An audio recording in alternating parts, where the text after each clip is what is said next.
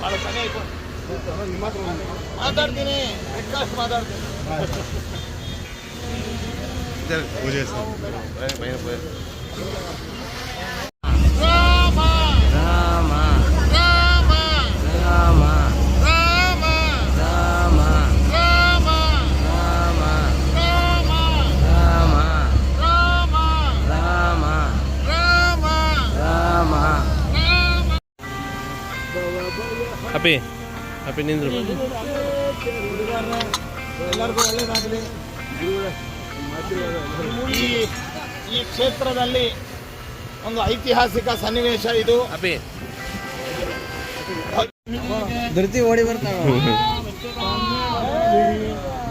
ಗಂಗಾ ಗಂಗಾ ಕೈಕೇಯಿ ಪ್ರೀತಿ ಗಂಗಾ ಗಂಗಾ ತೀರ್ಥ ಸರಯು ಮತ್ತು ಗಂಗಾ ಎಲ್ಲ ನದಿಗಳ ಪವಿತ್ರ ಜಲ.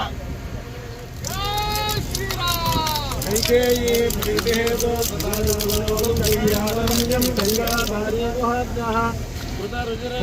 ಸಾಲಿಗ್ರಾಮ ಶಿಲ ಸಾಲಿಗ್ರಾಮ ಸುದರ್ಶನ.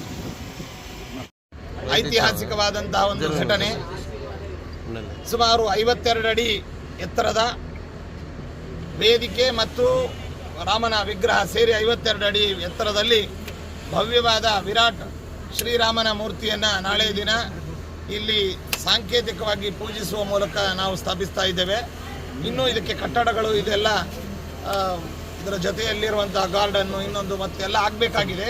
ಆದರೆ ನಾಳೆ ದಿನ ಅಯೋಧ್ಯೆಯಲ್ಲಿ ಏನು ರಾಮನ ಒಂದು ದಿವ್ಯವಾದ ಮೂರ್ತಿಯ ಬಾಲರಾಮನ ಪ್ರತಿಷ್ಠಾಪನೆ ಆಗ್ತಾ ಇದೆ.